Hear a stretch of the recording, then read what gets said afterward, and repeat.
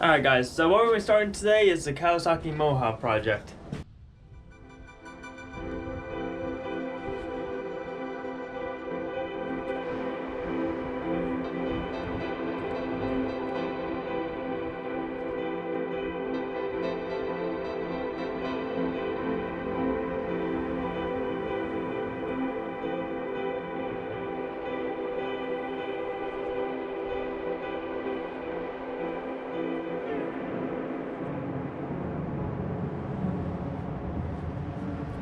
Welcome to the Kawasaki Mohawk project.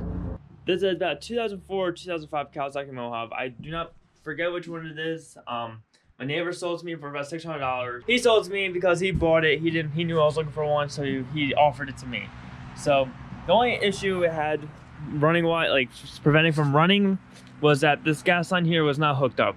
It was actually just laying right here, hanging right here somewhere.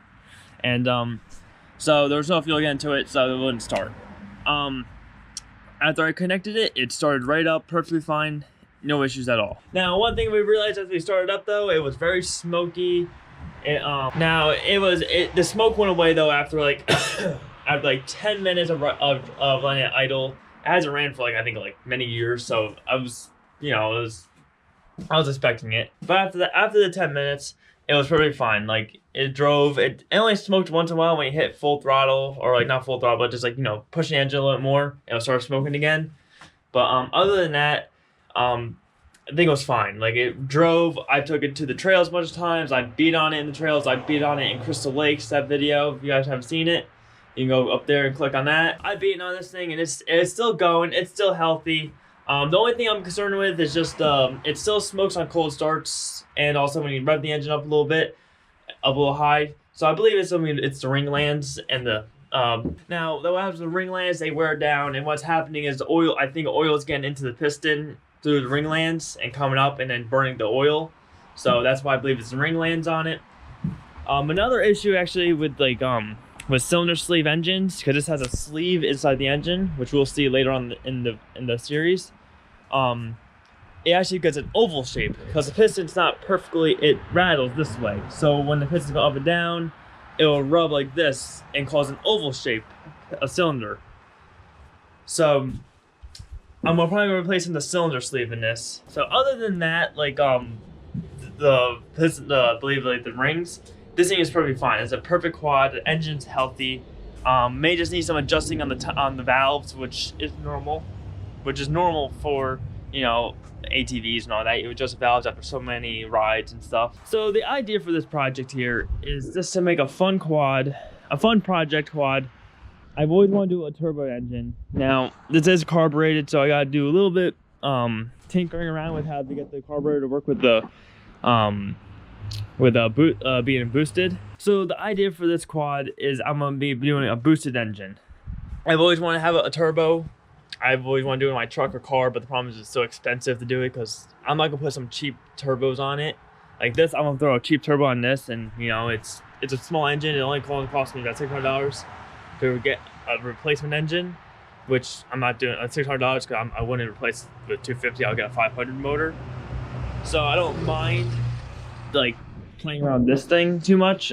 I don't want to do it to them because they're too expensive right now. So the plan going forward with this quad is going to be, we're going to be taking the engine out, and then we're going to take it apart. We're going to replace the pistons and the rings, of course. We're also probably do the cylinder sleeve. So we're taking the sleeve out of the engine and replacing it with a brand new one.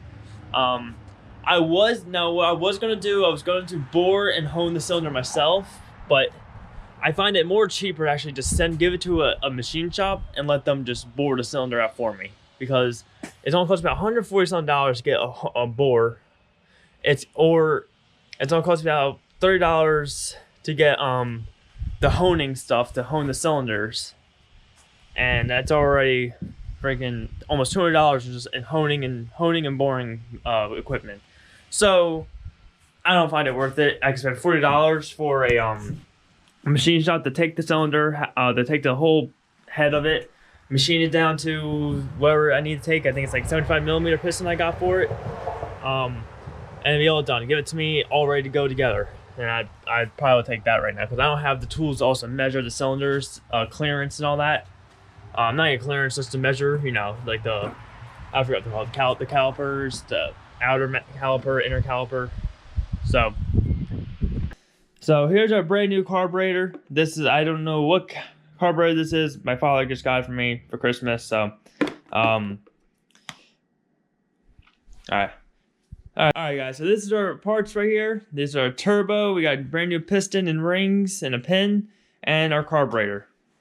So this is a slightly bigger carburetor. I believe it's like only a 34 millimeter carburetor. I think the original one is about 32 millimeter. So I don't know what brand this is. I forget. This is I forgot. I don't know how you say it. I think it's Wiseco piston.